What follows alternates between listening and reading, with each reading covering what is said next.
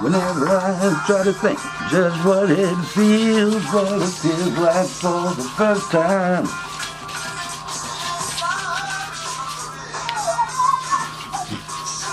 Look, but don't you touch, that ain't much. Oh, only a schoolboy crush. She'd say, you can look, but don't you touch, that ain't much, that ain't much. Oh.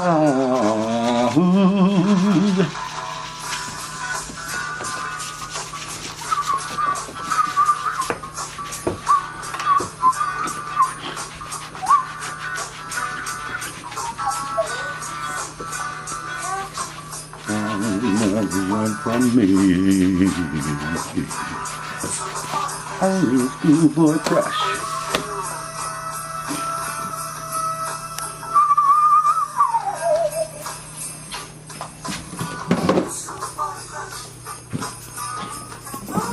One, two, three, four, five, six, seven.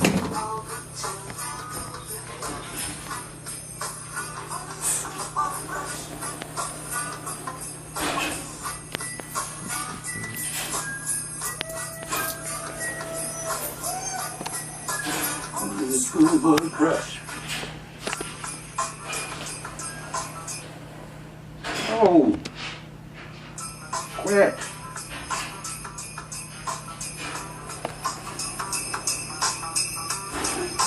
$75. Oh, really?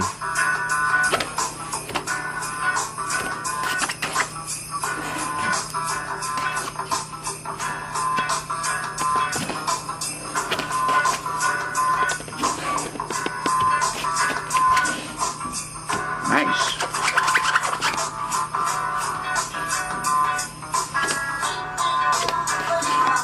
That could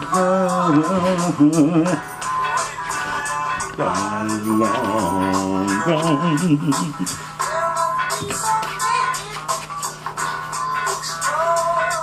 Hey baby, maybe I can walk you home.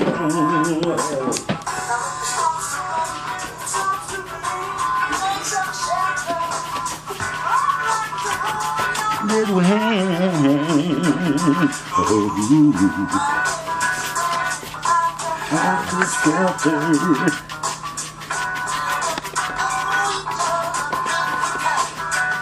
So it's a video?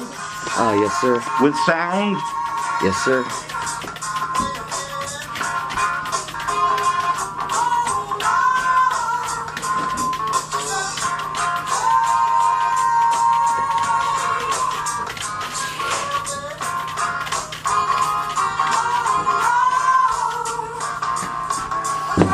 Trying to think.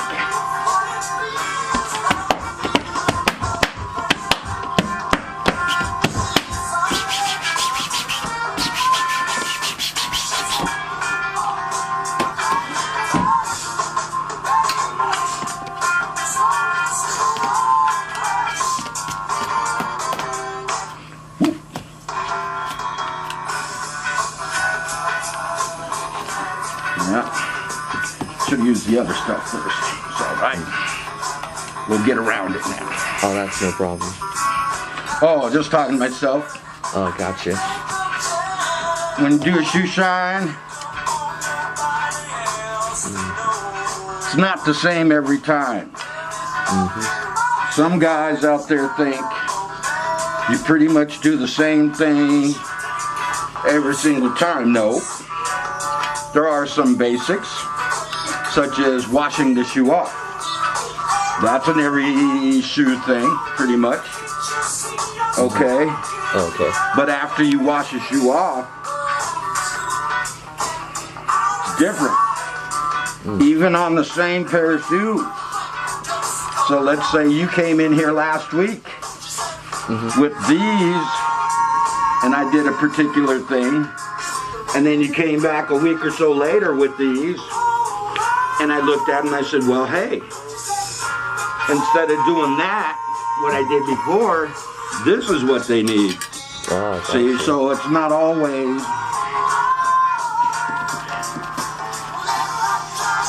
And a lot of guys will pretty much just do the same process over and over and over again every single time.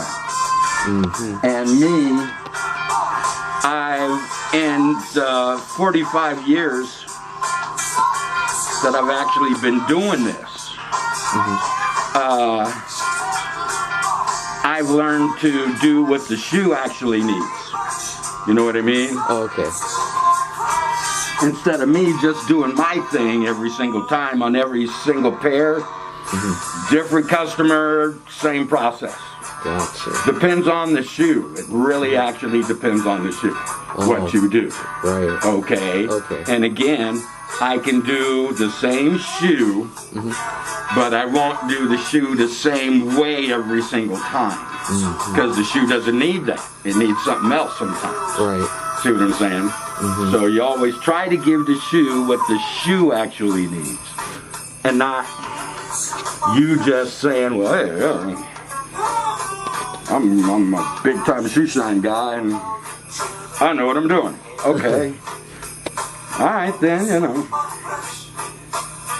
Got to do you. Which is why I tell people, anyway, do you, man. Shit.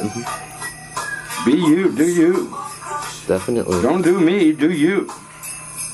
Me, let's do this. I tried to do something somebody else was doing. And it didn't quite work out the way he was doing it. Right. See what I'm saying? I see. Even though I learned how to do it, I learned still how to do it my way.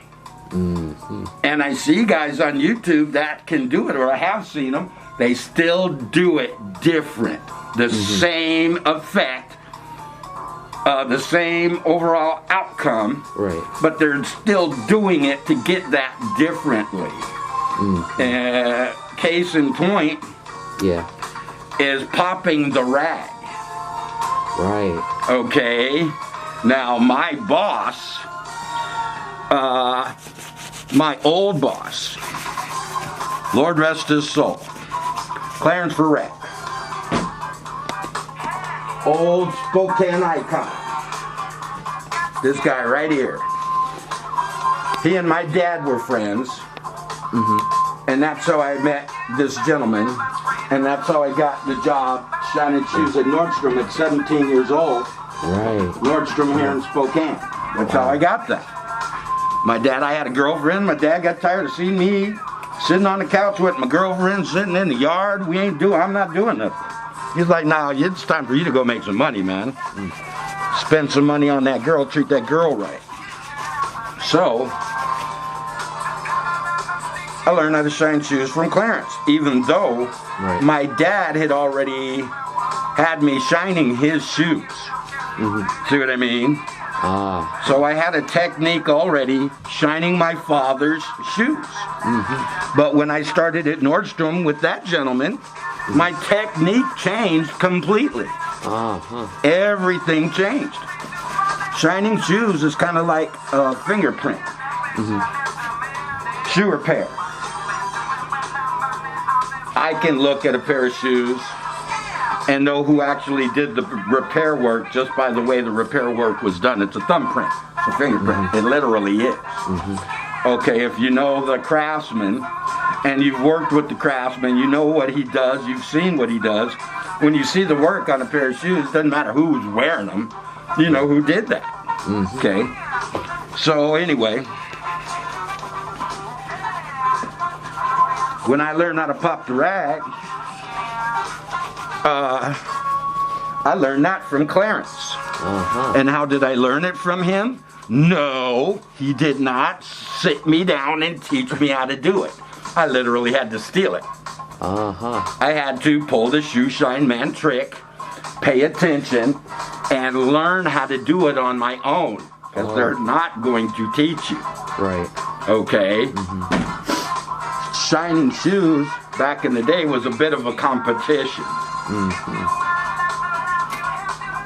I've mentioned plenty of times where a person would actually, you'd go get your shoe shine at a subway station or a train station, right, something like that.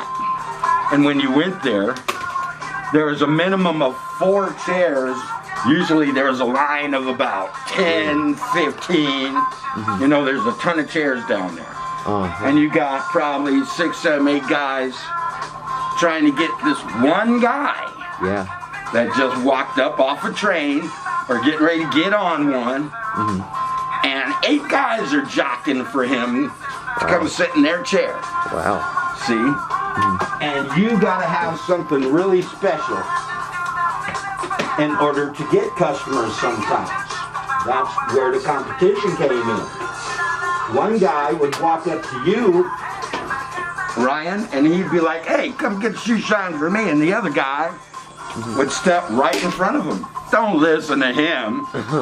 He's so, I mean, come on, man, I got you. And then the other dude would come back around. Oh, man. Okay. Right. Then, well, so you got these 2 dudes jockeying, trying to get your business. Oh, man. A third one might walk up and be like, you know what, I done seen the work from both of these guys. Oh, boy. Forget that. All right? That's just the way it was back in the day. Oh, I bet that was tough to choose. Man, I bet it was really hard. It was a bit annoying, okay, for the customer to have to go through some stuff like that. Yeah. But, again, me, the way I see things, I'm betting the shoe shine guys had a lot of fun. Oh, yeah. Ribbing each other and doing the dozens and, you know, all of that mess. So, again, when I learned how to pop the rag, it wasn't something I was taught. I literally...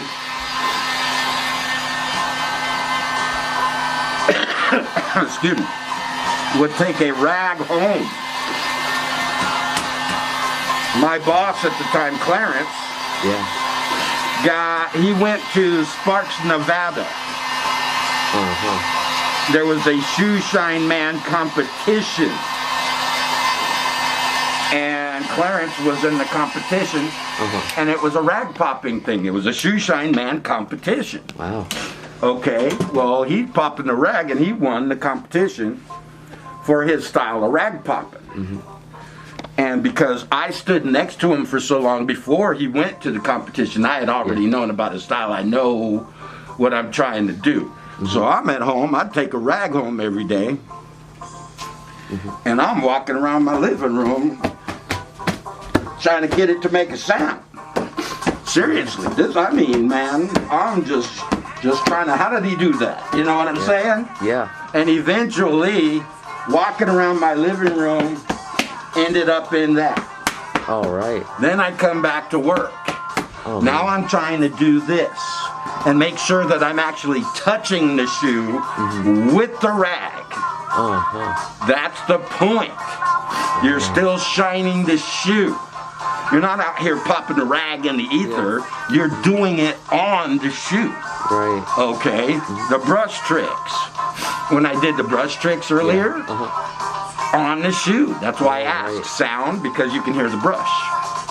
That way you know I'm actually touching the shoe. I'm not just in the air with the brushes. Just I could have walked away and did that. You know what I mean? Right. You know? Yeah. All silly and everything. Yeah, totally. So the whole point of doing a shoe shine man trick is to do it on the shoe while you're working, because it's part of the finish and all of that. Right. Okay? You're still shining the shoe. So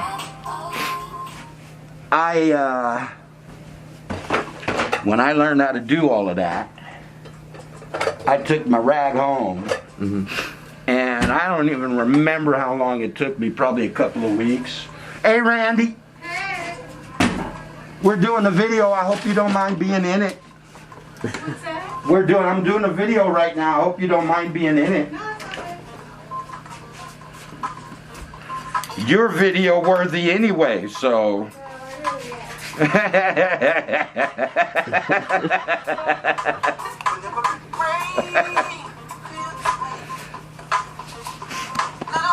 So when you're done, whenever you're ready, I got you.